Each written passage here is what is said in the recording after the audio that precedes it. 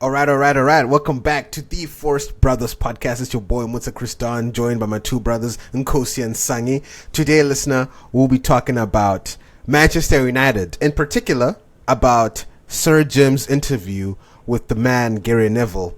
Interview happened a couple of weeks ago, but we wanted to take a chance with this episode to talk more about the future of Manchester United, given what Sir Jim talked about and sort of, the ideas that came out with that. And I think, it's definitely a very good discussion as we get to, lay our opinions on what we think is going to happen next with this club, especially within the next 5 to 10 years. So, ready to jump in here. So, part of that interview, is somewhat in the very beginning. Sir Jim mentions that he is quite happy with the progress that United has made under Mr. Ruben Amorim, given where they were with Mr. Bold Ten Hag. But the gag is, when Eric was fired, I think Man United was 14th, and for the longest time, Ruben dropped down to 15th, and I'm pretty sure Ruben has lost more games than Ten Hag did in his tenure. Granted, Ruben has been at United a shorter time, but if we're talking about second half of the season is way worse than the first half of the season anyways. So let me actually shift it to the brother Mr. Mangoro as we talk about this episode, as we talk about this interview between Sir Jim and Gary Neville. Over to you, Mangoro. Thank you, Mr. Mutsa. Welcome, listeners. Mr. Sir Jim Ratcliffe, I do commend him for coming out to speak and having this interview, but at the end of the day, I'm still of the opinion that club owners shouldn't come out and speak at any point. When have you seen the owner of Man City coming out with statements or doing interviews? When have you seen FSG, Michael Edwards at Liverpool, coming out and making interviews and saying all these wild things? Because it just doesn't help the case, especially at as just Jim mentioned in the interview, the size of the club, it's going through its worst time as a whole, and you're coming out at that time, you're coming out of these interviews. I think it just doesn't paint a good light on the club in particular. I do also want to mention that if the club is going through what it's going through, I think we'll get into it later on, where we spoke about the club almost going bust in November in terms of a financial situation. I think as an owner, you need to also read the room. You can't be owning Manchester United and being the face of the club and it's in dire straits, and then a week or two later, we're now seeing you sitting at the Australian Grand Prix there watching Mercedes. I do understand he owns a third of it, but at that situation, you shouldn't be. I think as an owner, you shouldn't be in the limelight. I think you should be more focused on being back at Carrington and trying to figure out how exactly they move forward. Because you also spoke about them they're going to write a check, and I found that to be very bizarre, for 90 million this summer, without even signing anyone. Regardless of if they sign no one this summer, they're still writing a check for 90 million. And to me, that was just very bizarre, and it was just very interesting to see. But all in all, I think there's a part of me, I'm like, okay, fine, it's good that he comes and he paints the brutal picture of the situation.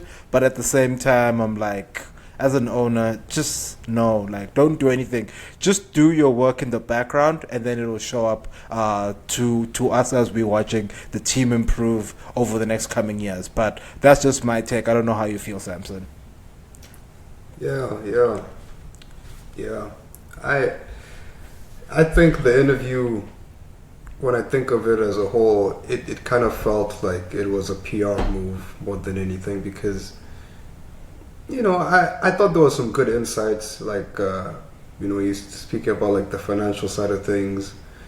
You can kind of get a sense of United is in deep trouble, and the things he's doing are there to help. But even that felt like PR. I feel like we knew United was in a tough position financially, but I feel like it's PR when someone says, hey, like when someone has been in the news for cutting funding to like, you know, old players, like players who played in like the 50s and 60s, cutting funding to like those people who, by the way, played for pennies back then, and they're just getting like a nice allowance, right? These, you know, like to just live. You're cutting their funding, and you're getting bad press about it, and you come out a few weeks later and say, oh yeah, if we didn't do that, the club was going to run out of money. Like, that sounds like PR to me. Because even when they pressed him about it, like, he didn't give a good explanation. So, like, the whole thing just felt like a little, like a media opportunity to him, and he wasn't really answering anything, like, you know, like, seriously, critically. He was just kind of giving the sort of answers that, you know, to get like the die-hard United fans on board, you know, like to get people like, you know, to rally around the club, stop the hate type of vibe. Because like across the interview, man, like you could tell he was really hurt by the comments. He kept referencing it, man. He's like, yeah, I get comments when I open the newspaper, I can't read the newspaper, or can't have his croissants. Yeah, I can't have his croissants. You know, he's talking about, yeah, man, like, even when I go back home to Manchester, it's rough. I can't be in Manchester. I'm like, dude, come on, bro. Like, of course people are going to criticize you. Like, you know, like I feel like he was, he really enjoyed, because I don't know if you guys remember, when he first took over, there was like this vibe that, you know, Sir Jim is our savior. He's going to save the club. I feel like he really enjoyed that, being that like savior type figure, but he's not ready to deal with the criticism, which is crazy because this is Manchester United and there's always going to be criticism. But yeah, I thought the whole interview was just a little disingenuous. Let me say, a little disingenuous. Yeah, I was actually gonna say, like, for me, it was actually very, very tone deaf, because I was trying to really listen, like, just from an objective standpoint, like, and from my overall feeling after listening to that interview was a feeling of, if I was a fan, even as a non-fan, I was angry at the things I was hearing, because the funny thing for me is, number one, Sir Jim, as Mangoro said, is only he's a 1/3 owner. Like, he's not even like the majority owner of Man United, and he's now the face.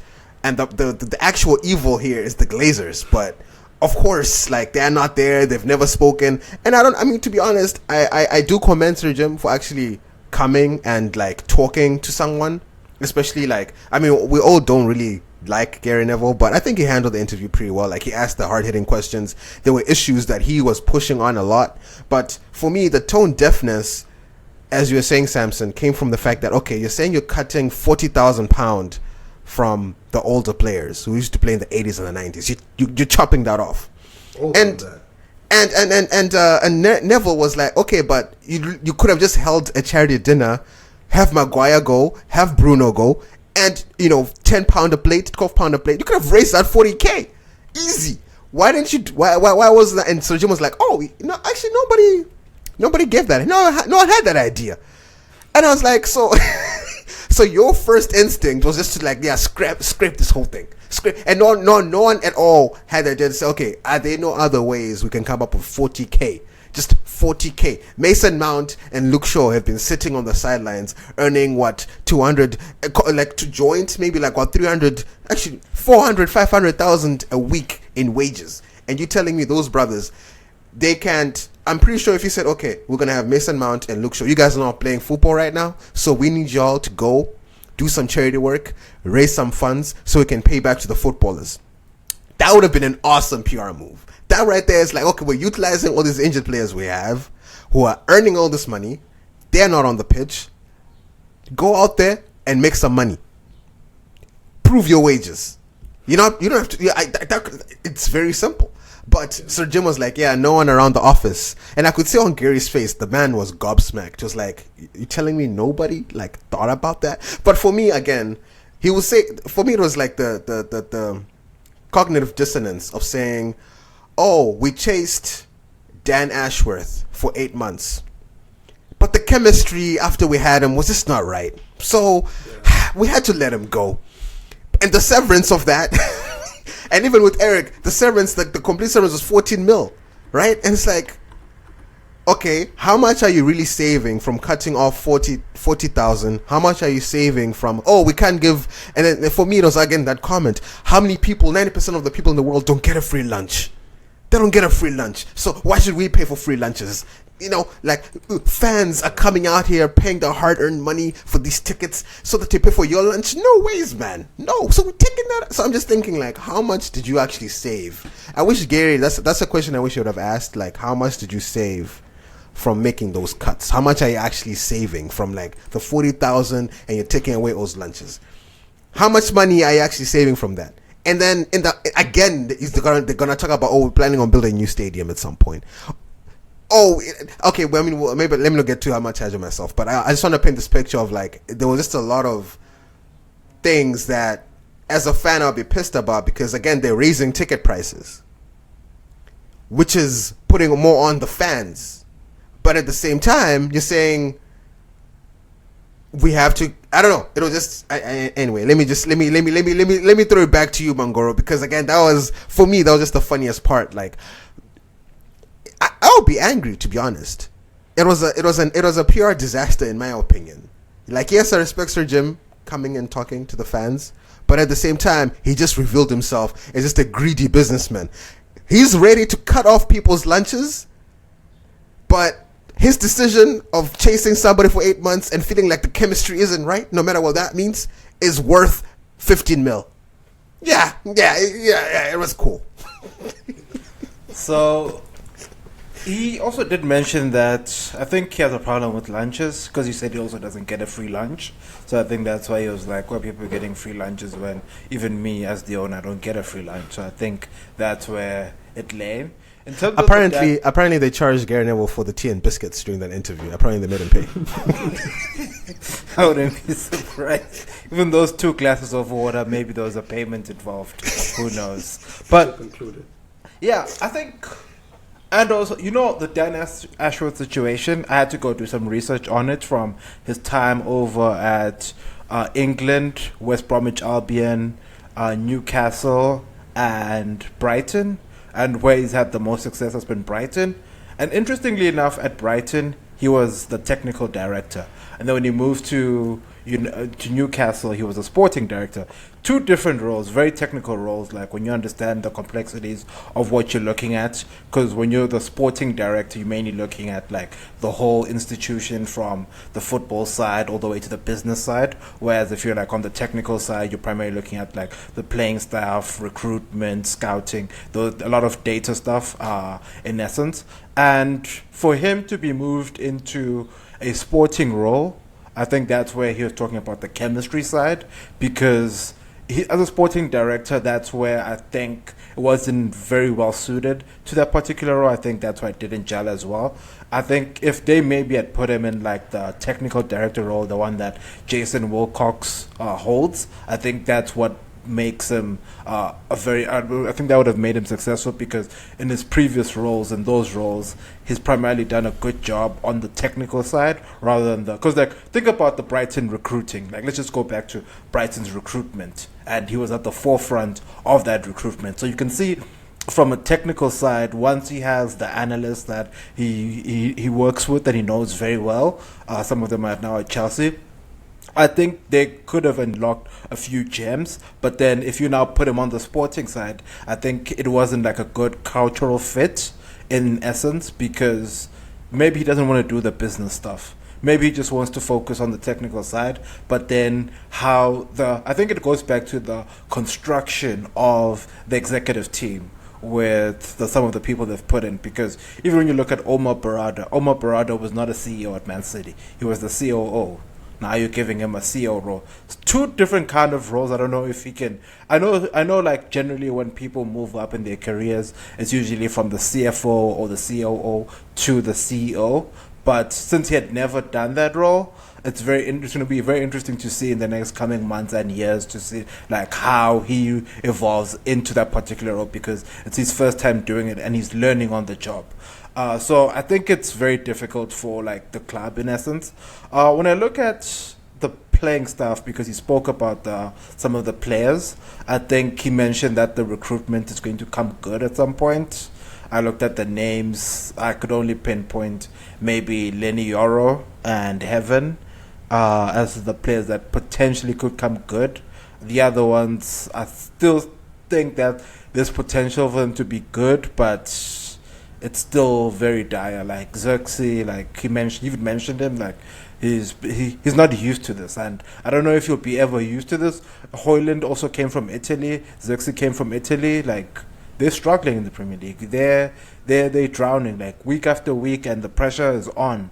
Imagine your own home fans also are now at a point where they boo you. Like how do you even recover from that? So I don't know. There has to be a hard reset this summer. And they relook at this entire situation. One thing I also do want to quickly mention about United is the players, like the players out on loan, and just them in general, like the club. Why are they always mentioning these players out on loan? The club is not doing well. They're not the people you can blame at this point, but you still mention them. Anthony, Sancho, and Rashford. Like even Amorim as well. He was mentioning them.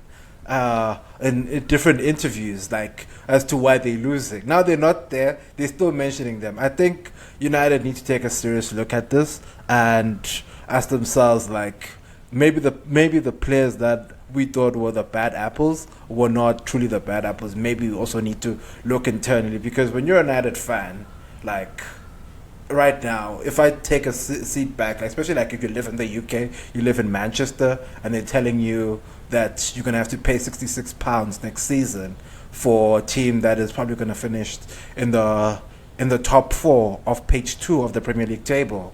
Like that is truly like that is not okay.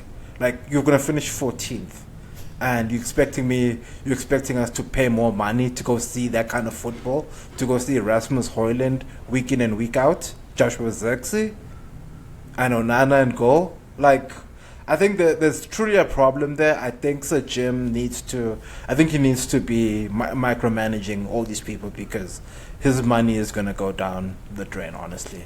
Wait, I just have a quick. So we were talking about Dan Ashworth, Mangoro. What in those 8 months of pursuit? What kind of conversations? I assume you're having conversations with the guy. So that's what I'm saying. For me, I was just more so like confused at what conversations are you having such that you don't understand what the chemistry will look like if you've been pursuing this person for 8 months. I assume you're having phone calls, meetings, lunches. You're talking about the vision. You're talking about what you want from each other. And then for you to finally say, okay, we're signing you, my brother. And for Dan to be like, easy. I am leaving Newcastle, and I'm going to come join United to do this. And then you get to United, and somehow things just go left. Things just don't work out. Something is not... And Sir Jim kind of alluded to the fact that he was like, I'm not going to get too much into it. To me, I think there's a whole lot... I think he just said chemistry, but I feel like chemistry was the tip of the... out. Yeah, like I think it wasn't probably even that. It was probably the escape, because I'm just thinking, like, how do you pursue someone for 8 months? You get him, and now you're saying, oh, chemistry. Well, I think the gardening leave part, I know that's like a legal thing that is signed into some of these guys' contracts, where sort of like how in the, if you're American based, how a non-compete works, where it's like, okay, you've agreed to join another company, but you still have a contract with your current employer. So your current employer says, okay, you're going home, you'll still be paid, but you're not allowed to interact with your new employer, you're not allowed to work with us. You just go home for the rest of your contract. And I think that's what it was, because like the idea being, oh, we don't want him to take our secrets away to Manchester United, which I'm not, like in reality, like what secrets are you taking from Newcastle to United? Like, I'm not sure there's much you're taking, but anyways, I think that's the idea of the gardening leave. I'm not sure it was necessarily in their hands. Which, by the way, you could ask, why didn't they just go for someone else? I think they should be asked that question. As for the chemistry thing, I really think it's, if you look at the guys they were hiring, Omar Barada, right? That's one of them. Yeah. Dan Ashworth, and who's the other guy? Jason Wilcox. Yeah. Now, I'm not, fully up to speed on who these guys are and what their careers are, but from what I understand, like, they're all pretty similar, and they do similar jobs. So I think it's just a issue of too many cooks, sort of like what happened with Chelsea. Mongol, you'll remember this in the first summer or the second summer of Todd Bowley. You had the wild summer window that ended with one of the directors leaving, right? He's also part of United now. Christopher Vivell, he's now director of recruitment. Right. So you had that, discrepancy where, like, this guy wants this guy, this guy wants this guy, this guy wants this guy. And I think that's pretty much what happened. Like, Dan Ashworth, he came on board. He gets, these guys have been talking. They've been there 8 months while you've been at home. They have a relationship. They have chemistry. He gets on board. He hears the signings they're about to make. He's like, no way. No chance. And also, just to add on this, to provide a bit of context, from what I heard when the story, Dan Ashworth's story came out, is that he also even opposed Ruben Amorim. So right. I do see that. Well, he wanted Gareth Southgate. I don't know how United fans feel about that. That's just like, yeah, but like that's just like just crazy context. I'll let you continue, Samson. Yeah. So yeah, I think that's it. I think they didn't do their homework on who they're getting, and when those guys would be arriving. Because had they done that, ideally you want, if you're signing a recruitment team, you want to sign them at the same time so they can start work at the same time and all have chemistry with each other and all that. Especially if you're going to sign them to 3-year contracts, X amount of millions. Because now you fired this guy, you've had to pay him, not only to break him away from his contract, to also fire him. You've just wasted like 10 million. Just instantly, in the space of like a month, like before any transfers were made, they spent that money on Dan Ashworth. So it's like they have to. And in the interview, he says, "Oh, that's my fault, mea culpa, mea." And I was like, dude, come on, like he's talking so tough about everybody else. Like he mentioned when he was being pressed on the Glazers, he was like, the old managers, the old directors, they really have to, be challenged for their old decisions because it's their fault. But when it's you doing something, it's my fault, guys, my fault. I hold my hand up. It's like, come on, man, come on. Yeah. And I do want to add, like, with just this whole Dan Ashworth, I think it's just the executive recruitment process, like, was very bizarre how I saw it, because like we woke up and the other thing is there was a lot of influence from the in-your sport side of the business now coming into United. They'd done, I'd say, a decent job at Nice. Like, they hadn't done anything spectacular. And now you bring them into United, plus all these new hires. Of course it wasn't going to gel, because like I feel like, as Samson mentioned, they brought a lot of people in. Vivell, Wilcox, Omar Barada, and all these people. Then they were like, okay guys, since we think you're the best technical minds, or the best minds available for taking this club forward, it's like it was a raffle. They're like, okay, you take this role, you take this one, and then we'll just figure it out. And then over time, like, they realized that I think there was a lot of like overlap in between what people wanted. The other mistake that they made was they involved the manager in the decision-making process, because he did mention the signing of the players, so 2 of them being Dutch. The manager was being involved, because like, I understand you can have faith in your manager if you like, it's truly bigger than all of this, because let's just break it down. Over the summer, they were speaking to other managers. That's a fact. That's not a rumor. That is a fact. You number one, you don't have faith in your manager, and then like the whole aspect of then you offer him a new contract, you involve him in the decision making process at the club, and later on you know that potentially you could sack him. Like, it just doesn't like speak to each other. I think they should have, as the club, because they knew that they're going to be making decisions in the coming months, because I think they also knew deep down that they were going to get rid of him at some point. They should have signed the players according to what they wanted as a club. I do understand that he did mention that some of them were there like a day or 3 weeks, but like if you're not comfortable, don't sign anyone until you have your house in order. Build on top of a solid foundation. Don't try bring in pieces together and then sign and then like while you're bringing in people to like at the executive level, you then still signing players. The manager, who you don't fully trust, is also has an influence. This is the results as we're seeing now. Like, then it goes back to the money situation, which he mentioned at length there. So by the way, let's not forget, Ten Hag's contract was extended because he had final say on all transfers. So that contract extension was meant to give him less control over transfers, and yet he's still influencing deals. Like, come on. Like, what are you doing? Like, seriously, like, what are you doing? How does that make any sense? Yeah. Ridiculous. All this to me just shows that this club has been in crisis, and has been in crisis for so long, because, again, another stat that Sir Jim just willingly offered up was the fact that United has lost 330 million in the last 4 years. These guys have been running a loss for the last 4 years or more. That's what he said.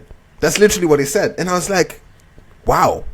And of course we have to talk about the Glazers and what the Glazers have done, because Neville rightfully so points out that these Glazers took out 200 million in dividends and have been taking out money like they've never put money into the club. Nothing. Like, these guys have put us in over 900 million in debt. Okay, I don't know what the exact number was, if it was 700 or 900, but it's a lot of debt. 730 million in debt. Why are you out here like? And then of course, and Sir Jim all had to do. He just had to twerk for the Glazers, because again, he's saying, "Hey, those are my business partners, whatever." But at the same time, so that's where again that cognitive dissonance was like. Clearly, you guys are going broke. The Glazers don't care. They're taking our money out of the club.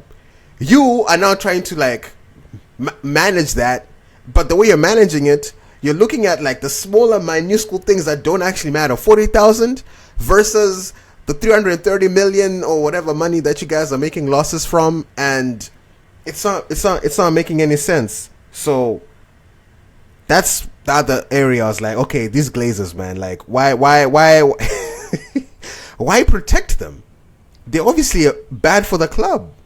And so for me, I just think that United as a whole is in crisis, and I don't see how, as you said, Mangoro, at the beginning, these guys, Sir Jim said, by November, we're gonna go bust, we're gonna go broke.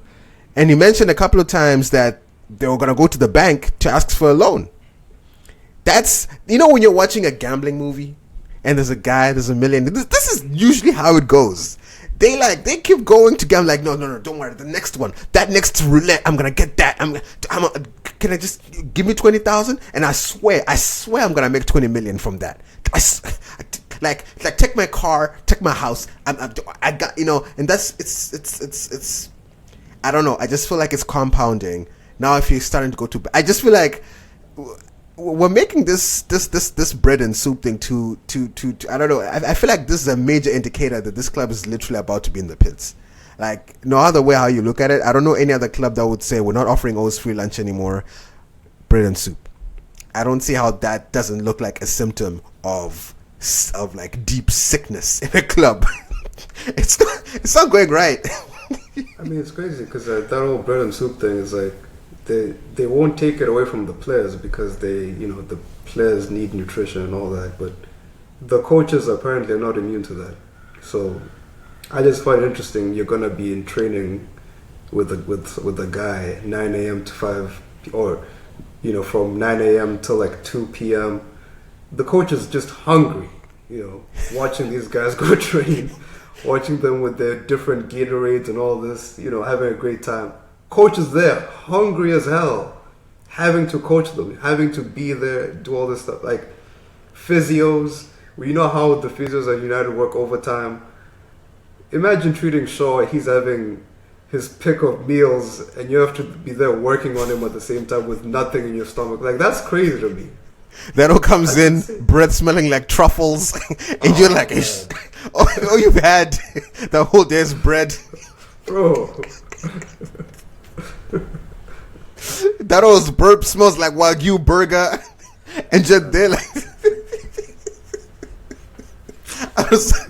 Because again, is it right? Yeah, I mean, it's true though. Because again, at the same time, these people actually work at the club. Like, these are the majority of the workers at the club. So if they are not feeling good about the fact that they have to, number one, pay for their own lunch or just eat bread and soup, they're not gonna do their jobs well. And then again, it's a vicious cycle. They don't do their job well. They don't clean up well. That affects the players. The players are like, hey yo, I just think it creates a rift at the club, and yeah, it just doesn't end up looking good. Yeah, I would say with the Glazer situation, I do understand where Sir Jim is coming from, because I'll paint a picture.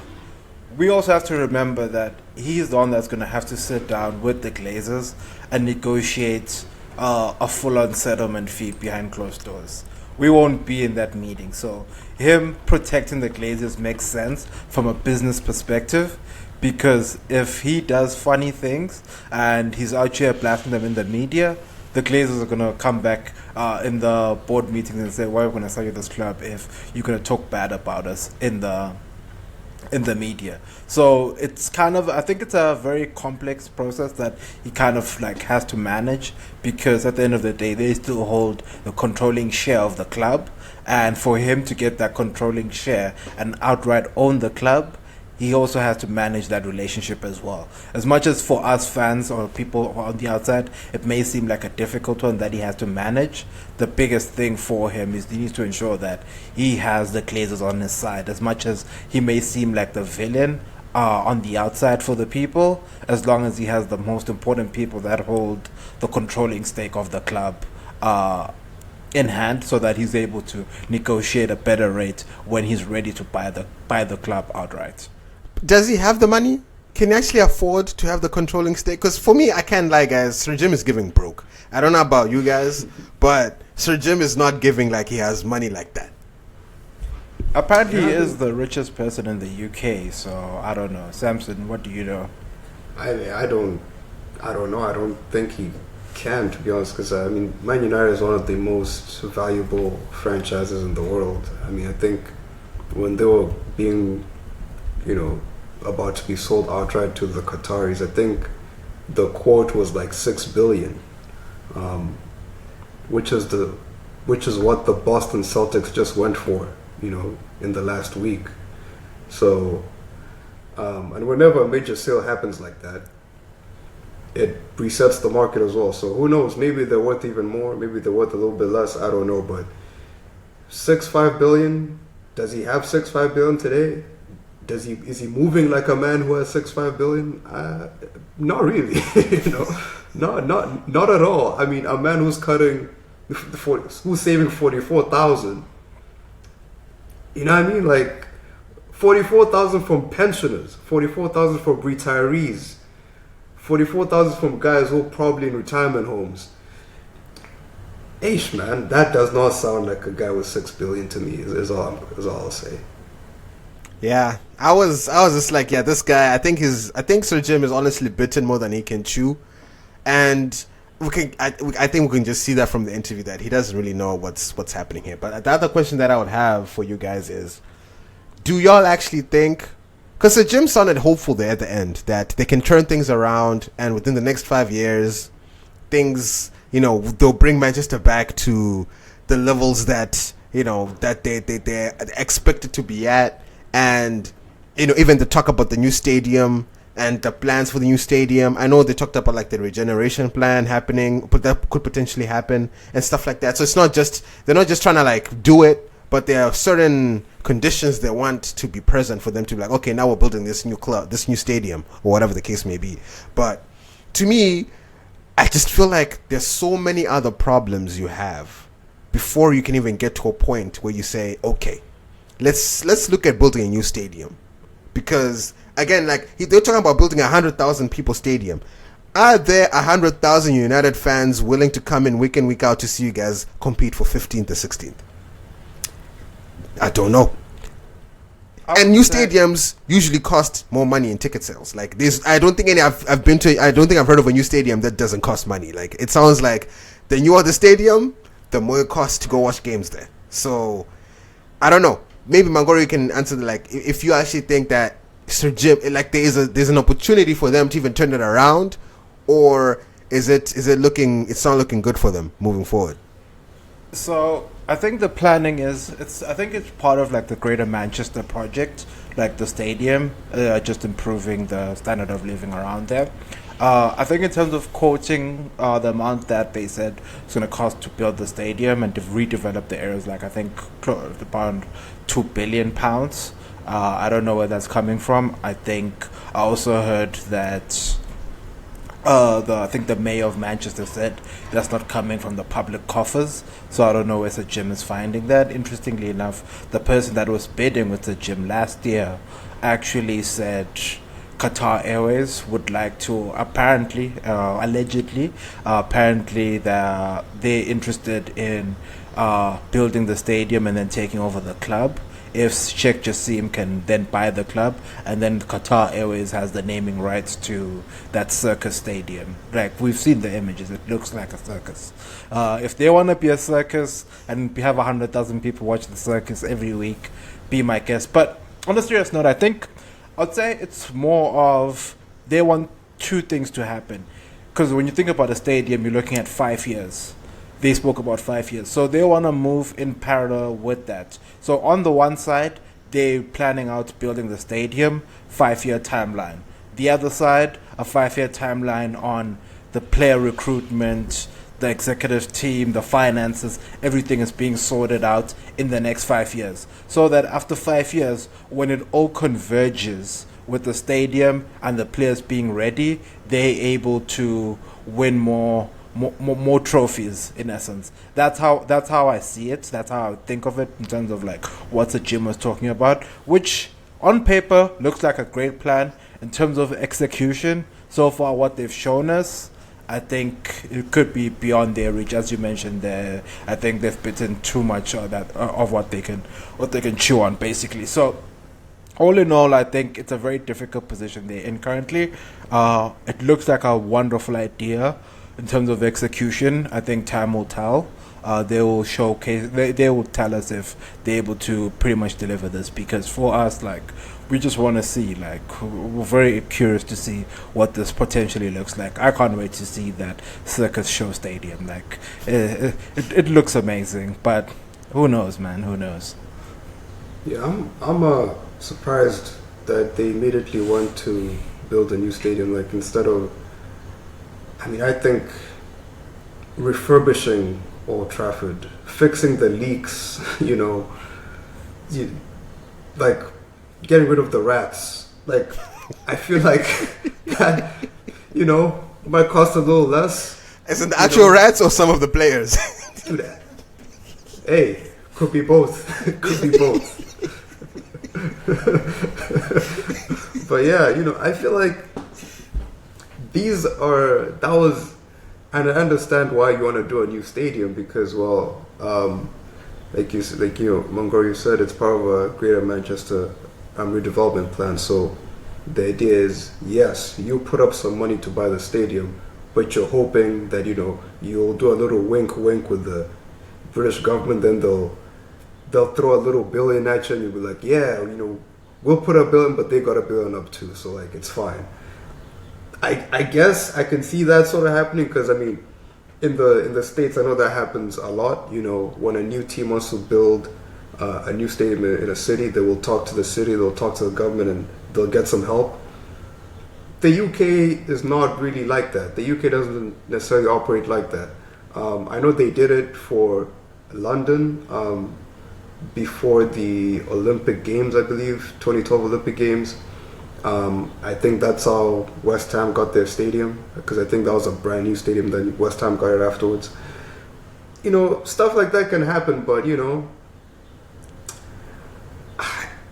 it's a very bold and ambitious plan, and I feel like there are better options for the money you have, because again, this is bold and ambitious for a team that is going to finish between 15th and let's say 12th, to be generous, 15th and 12th. Okay, that's their range. Okay, the only other team of this size we've seen struggle financially and make a comeback is Barcelona. The difference is Barcelona has a name, and a name that players will join no matter what. And we've seen this. Players have been playing for Barcelona and not getting paid. Like, literally. De Jong has been playing and not getting paid because he wants to play for Barcelona. He wants to live in Barcelona. I don't know how many players want to live in Manchester. Yes, they want Manchester on their CV, but they would like to be paid when they're there for sure. All right, so that's number one. Number two, Barcelona has La Masia.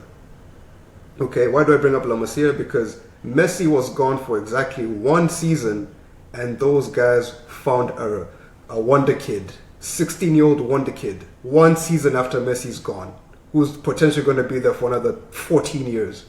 Plays the same position as Messi. Can Manchester United find the next Rooney? I don't think so. You see, so like, and it's not just the one kid they found.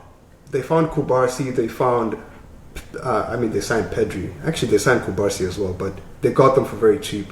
Gavi, I know there's a few others I'm not remembering, but they found players through their academy, through their youth team connections. Does Manchester United have that? No. You have a new recruitment team. You don't even have an elite recruitment team. Your recruitment team still doesn't know how to recruit. So like, you have to learn recruitment. You have no youth development. You have no money. Why are we talking about a stadium? Why? You are going to have to take out loans to sign players this summer. Like, what are we doing? And you have to sign players because apparently the ones that are there cannot be used by Amorim. So it's like, I don't even know why a stadium is on the board here. Like, it seems like an impossible dream, and it seems like someone else is going to have to pay for it, and not, So I'm not even sure we're having the convo, to be honest. You just reminded me, Samson. Sir Jim also said in the interview that United doesn't have a data analysis team. I don't know if y'all heard that. Yeah, they don't actually. And I was shook. I was like, one of the top clubs in the world, y'all. Oh, I mean, the name, they have not been a top club in the world for a long time now. But you don't have a data analyst team? Brighton has one and you guys don't? I was like, what? Number one, I was shook that he would admit that. Number two, I don't think he knew how bad him admitting that was, because how are they making their decisions? I mean, again, I think it just, again, it proves us right. Like that, some of these transfers and these buys are just based on vibes. They're just based on, I heard this young Zerk in Italy. I don't know who's pursuing these guys, because this actually, yeah. So it actually does make sense. But I thought maybe they just had a bad team of people who look at the data, but they don't even have anybody. They're sharing YouTube comps. And Xerxes is also Dutch. But he was in Italy. He was in Italy, right? But he's Dutch. He's Dutch, and the manager was Dutch. Oh, the manager wanted the. Oh yeah. That makes it's based on vibes. Yeah, so it's vibes. I do agree with you there. Interesting you mentioned that. The moment he mentioned it, I was like, so Jim, I'm available. I'm here at the Frost Brothers podcast, qualified data analyst. Be sure to hit me up. You'll find me on all platforms, Sir Jim. I'm available. I can definitely turn it around from a data perspective. Stop this thing of running a club, like running a spaza shop. We'll get the numbers. We'll start recruiting properly. Definitely hit me up, Sir Jim. Might be my next opportunity. It's just crazy because it seems to me like it's obvious to have especially in this day and age, a data analyst team. Yeah. I mean, some clubs run on player agents and agent relationships. I know that was the case for Arsenal for a number of years, where we had a scouting team for sure, but we didn't have an analytics team, and it was basically just like, yes, the scouting team recommends people, but also you're relying on the sporting director's relationships with other player agents and agencies, to get in touch with players and make those connections. But yeah, it was very old school, where you send a guy to watch a player for 5 games. He tells you this what this player is like. This what foot he uses, how he likes to dribble, how he likes receiving the ball. Sends you like a nice little report, and that was it. That was us. I think we've since evolved, but yeah, I feel like a number of clubs are still operating on that. It was interesting for him to say that, now that I think about it, because I know Man City, like where Omar Brother came from, have like a fully fledged like football insights team, where they have like the whole data science team, the whole analytics team, the whole data engineering team, and we've seen City, like from an academy perspective, like the players they produce, that are now in the Premier League or just around Europe, they started using data there and fed it into the first team. Even now with their recruitment, it's all data driven. The past, I think in January when they signed all these guys, it was all the scouting and all the data analytics they were doing to actually find all these guys that we were like, who are these people they're signing? They don't primarily only focus on the eye test, on how the player looks on the field. They look at all the other aspects where it's not seen by the naked eye, all the numbers and all the stats in the background. And I think maybe Omar Brother will put that in place. I think sometimes when you walk into an organization and you find them doing things that you've never seen, I think that's one of the first things that you start to put in place, because if they continue down this route, we'll see them sign some other guy from Ipswich just because he looked good and they've heard about him. So, and also Jason Wilcox came from Southampton, so maybe Sugawara might go to United because he knows him. So I don't know, man.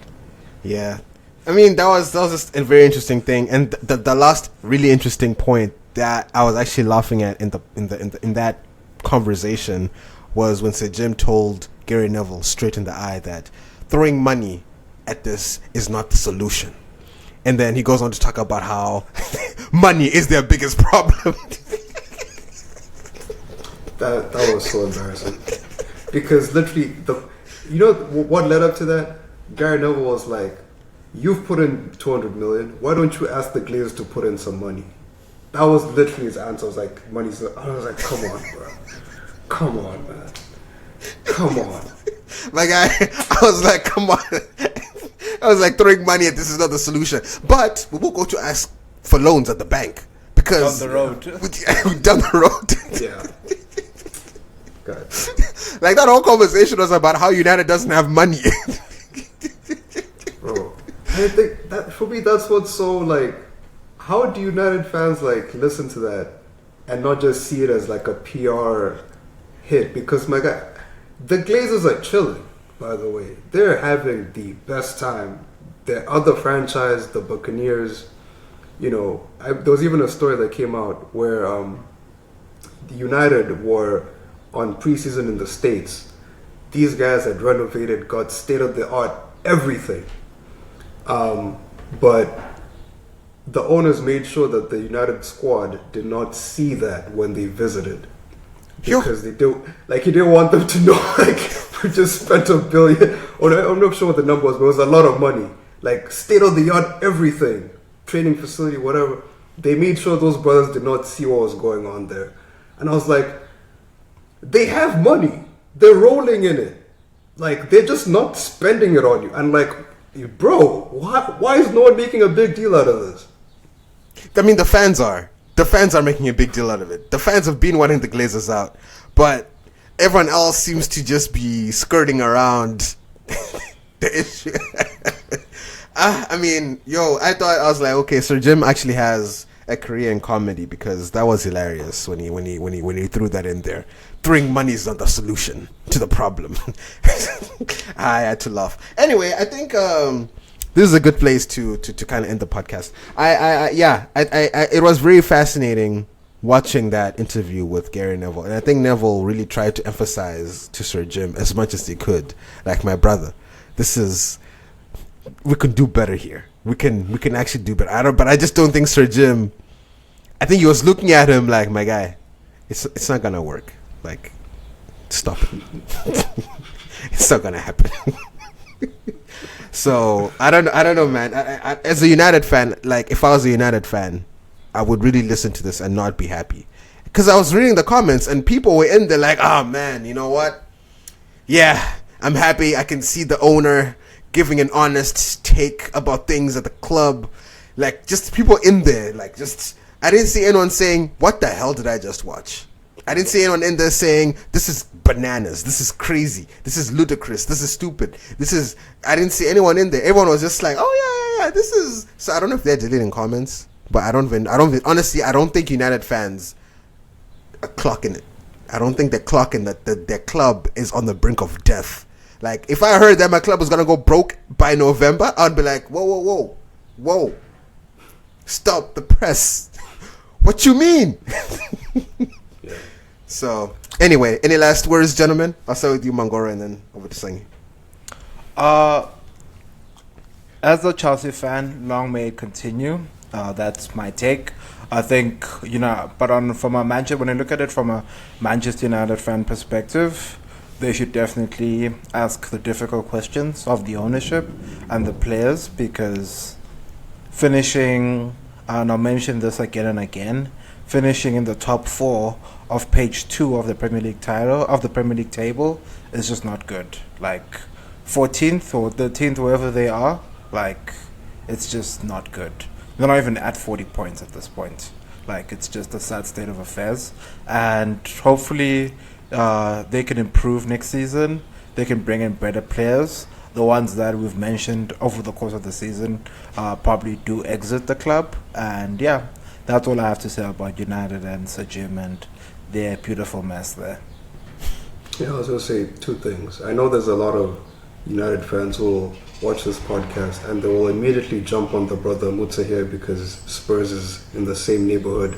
But listen, Spurs is the best run club financially in the league. You are not the same.